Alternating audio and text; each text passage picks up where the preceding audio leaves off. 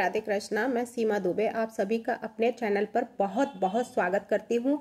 आज हम चर्चा करने जा रहे हैं नागपुर में एक चादर को लेकर। औरंगजेब की कब्र, यानी कि ये एक महीने से ये बवाल मचा हुआ है वहां पे औरंगजेब की कब्र को लेकर। तो कभी कोई बयान आता है तो कभी कोई बयान आता है, यानी औरंगजेब के अभी भी इतने चाहते लोग हैं जो हिंदुस्तान में औरंगजेब की कब्र पर चादर चढ़ाना, औरंगजेब की पूजा करना, क्योंकि उसने इतना लूटा, मंदिरें तोड़ी और इतने अत्याचार किए, फिर भी उसकी पूजा आखिर क्यों? तो इस तरीके से वहां जो नागपुर एक चादर को लेकर जल उठ रहा है और वहां पे जो टारगेट बनाया गया महाल को, तो महाल को टारगेट बनाकर और वहां पे इस तरीके से दंगा करना और उसी दिन, यानी कि जो उनकी सोची समझी साजिश जो मुस्लिमों की कि जंतर मंतर पर दिल्ली में ध्यान भटकाना वक्फ बिल को लेकर, वक्फ संशोधन बिल, यानी उसको गलत साबित करना कि ये गलत है।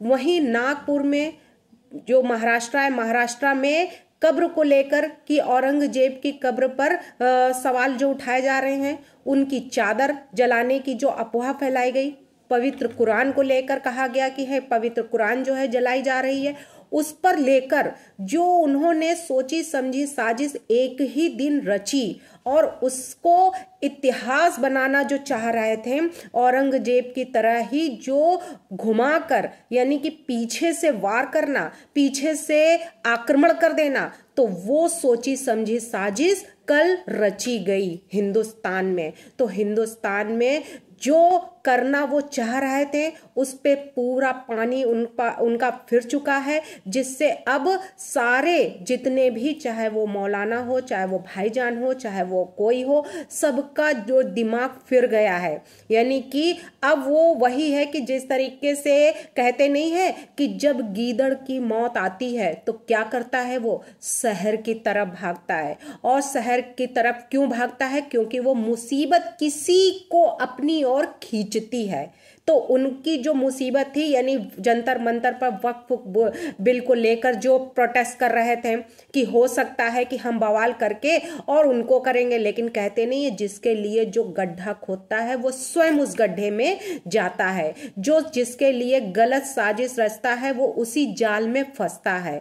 तो उनने दाना जो डाला था हिंदुओं के लिए और लोगों के लिए कि इनको हम फंसाएंगे, इनके खिलाफ जो है ऐसा प्रोटेस्ट करके हम इस तरीके का हंगामा करेंगे, लेकिन उनकी सारी साजिश से नाकाम हो गई। वहीं नागपुर में महाराष्ट्र पवित्र ग्रंथ जो उनकी कुरान है उसको लेकर कि जला दी गई है, फिर चादर को लेकर जला दिया गया, फिर उन्होंने नागपुर को ही जला दिया।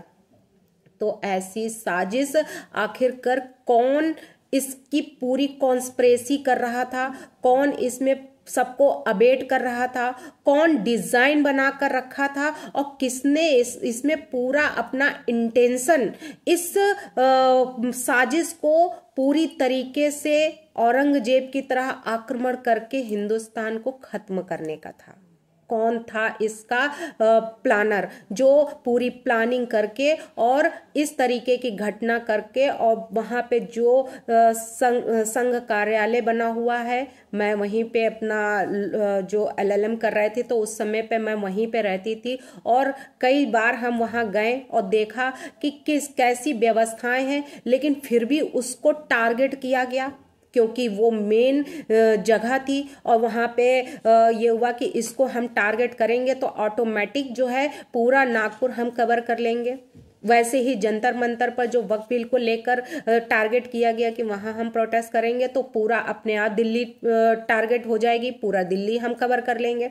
तो ये सोची समझी साजिश जो रची गई 17 को, और ये हुआ कि हम कुछ न कुछ हंगामा ऐसा करेंगे ताकि हिंदुस्तान को पूरी तरीके से खत्म कर दें, हिंदुस्तान के हिंदुओं पर आक्रमण करके इनको कैसे हम खत्म कर देंगे। तो इस तरीके से कहते नहीं है कि चादर जल गई, पवित्र कुरान जल गई, देखा नहीं गया कि किसने जलाई और क्या हुआ, भागे चले गए, हाँ ऐसा हो गया और आक्रमण करने के लिए पहुंच गए अपनी सेनाओं के साथ में। तो क्या वही हो गया कि भागो भागो आसमान गिर रहा है, तुम भी भागो, वो भी भागे। तो वही हो गया जिस तरीके से खरगोश था और बोला आसमान गिर रहा है, आसमान गिर रहा है, तुम भी भागो, तो लोमड़ी भी भागने लग गई और जानवर भागने लग गए, सब भागने लग गए।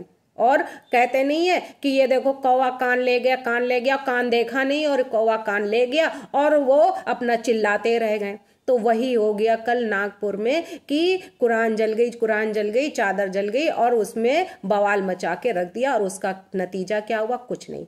फिर इन सब से यानी कि उनको तो कुछ ना कुछ बवाल करना था, उनका जो पूरा फोकस था वो था महल यानी कि जो संघ कार्यालय था उसको पूरी तरीके से मिटाने का था। लेकिन उनकी जो ये साजिश थी वो नाकाम, मतलब बेकार हो गई, बिल्कुल टाइम टाइम फिस हो गई।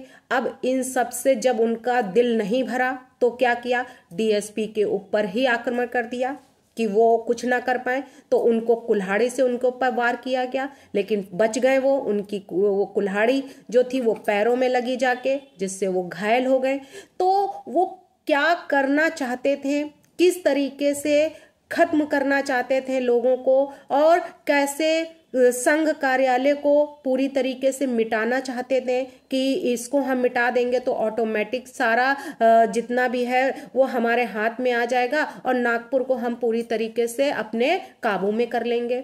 और अपने आप जो ये है ये सब हिंदू वो इसी में लगे रहेंगे कि हाँ संघ कार्यालय में ऐसा हो गया या ऐसा हो गया। तो इस तरीके से ऐसी जगह चुनी गई, जानबूझकर चुनी गई, पूरी साजिश के साथ चुनी गई। तो क्या वाकई में यह एक गलत अफवाह थी? लोगों का माइंड डाइवर्ट करने के लिए था। पहला माइंड डाइवर्ट करने के लिए सुबह से प्लानिंग की गई जो दिल्ली में हुई जंतर मंतर में, ताकि पूरी फोर्स, पूरा फोकस, पूरी जनता, पूरी सरकार, पूरा जितना भी है वो जंतर मंतर पर ध्यान देती रहे। जंतर मंतर पर ध्यान देते देते ही पता चला आग, नागपुर में आग भड़क गई, नागपुर में एक नया ड्रामा छिड़ गया।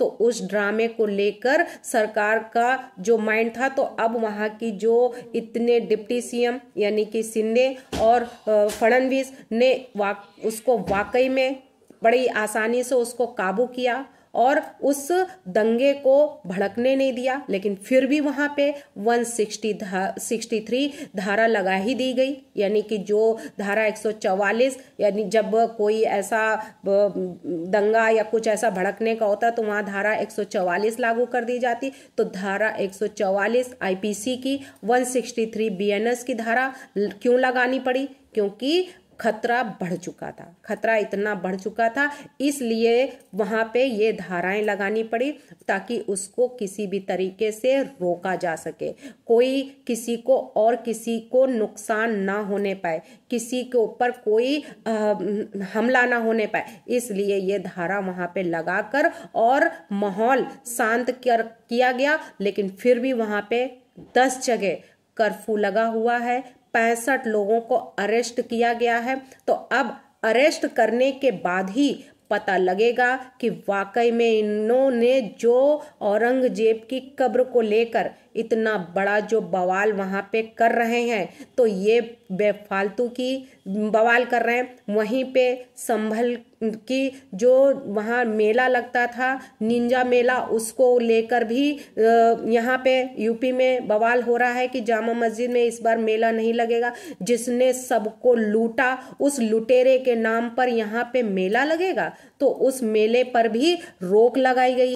तो इनकी ये करतूतें देखते हुए जो ये साजिश हिंदुस्तान में रच रहे हैं, जो ये प्लानिंग बना रहे हैं कि हमें किस तरीके से हिंदुस्तान में ऐसा प्रोटेस्ट करना है और हिंदुस्तान की जो शांति व्यवस्था है उनको कैसे भंग करनी है, उन सबको देखते हुए अब क्या वाकई में इनका जो संभल में नेजा मेला लगता है, तो नेजा मेला में आखिर क्यों रोक लगाई गई, उसका जो कारण है वो इन्होंने अपने ही पैरों पर कुल्हाड़ी मारी है कि आज ये जो हिंदुस्तान में रहकर हिंदुस्तान में खा रहे हैं, हिंदुस्तान में रह रहे हैं आज़ादी से, और उन्हीं पर ही पीछे से वार कर रहे हैं और मुगलों की तारीफें कर रहे हैं, मुगलों पर फूल चढ़ा रहे हैं, मुगलों पर वो चादरें चढ़ाई जा रही हैं, जिन्होंने हिंदुस्तान के मंदिरों को तोड़ तोड़ कर और उस पर कब्जा किया, हिंदुओं पर अत्याचार किए और संभाजी के जो है उन पर अत्याचार किए, उनको कैसे मारा उन्होंने तड़पा तड़पा के। तो ऐसे व्यक्ति की पूजा करने वालों का क्या वाकई में यहाँ पे मेला लगना चाहिए? संभल का जो ऐतिहासिक नेजा मेला है उस पर क्यों रोक लगाई गई है? उसका मेन कारण यही है कि वो ना तो जीने देंगे और ना ही मरने देंगे। तो ऐसी अवस्था में अब उनके साथ में भी वही होगा। कहते नहीं है, जो जैसी करे, जैसी करनी हो वैसे ही उसको फल देना चाहिए, तभी उसको समझ में आता है। तो एएसपी जिन्होंने ऐसी बात बोली वाकई में बहुत अच्छी, कि जिसने देश को लूटा हो, जिसके नाम पर ये देश में मेला लगाने की जो बात कर रहे हैं, तो ये सही नहीं है। तो सैयद सालार मसूद गाजी के याद में जो 1000 साल से जो संभल जामा मस्जिद के पास जो ये होली के बाद मेला लगता था, उस पर पूरी तरीके से रोक लगा दी गई है। वहीं प्रशासन ने कहा है किसी ने मेले का झंडा गाड़ा तो ये राष्ट्रद्रोही कहलाया जाए, राजद्रोह कहलाया जाएगा। इसलिए संभल की जामा मस्जिद में इस बार कोई भी नेजा मेला नहीं लगेगा और उस पर रोक लगा दी गई। तो ये सब ये जंतर मंतर पे प्रोटेस्ट करने का नतीजा है। ये जो महाराष्ट्र में वहाँ पे जो झूठी अफवाह फैलाकर वहाँ पे जो दंगा किया गया, वहाँ पे ऐसी घृणा से लोगों से इस तरीके से दंगा फैलाया गया, वहाँ पे हमले किए गए, डीएसपी पर हमला बोला गया। तो इन सब परिस्थितियों को देखते हुए अब जामा मस्जिद पर भी नेजा मेला नहीं लगेगा, उस पर अब रोक लगा दी गई है। तो अगर ऐसा करने का प्रयास किया तो उसके लिए राष्ट्रद्रोही कहलाए जाएंगे। तो अब देखते हैं आगे और ये क्या करते हैं, इनके माइंड में क्या चल रहा है। इसके लिए अब सरकार और प्रशासन दोनों ही पूरी तरीके से तैयार हैं और इसका नतीजा जो भी होगा तो अब इनके लिए खतरे से कम नहीं है। इसलिए सावधान हो जाए और शांतिपूर्वक अपना त्यौहार मनाएं। यही है कि रमजान के ऐसे पवित्र महीने में ऐसी घटनाएं जो ये घटित कर रहे हैं, ऐसी जो कारनामे कर रहे हैं, ऐसे लोगों को मार रहे हैं, ऐसे अपराध कर रहे हैं, तो क्या इनके कुरान में ऐसा लिखा है? क्या वाकई में ये जो कर रहे हैं ये इनके लिए सही है? तो ऐसे रमजान के टाइम में, ऐसे पाक महीने में क्या ये इनको शोभा देता है? तो शांति से बैठकर खुशी से त्यौहार मनाएं और दूसरों को भी मनाने दें। भारत माता की जय। वंदे मातरम। जय श्री राम।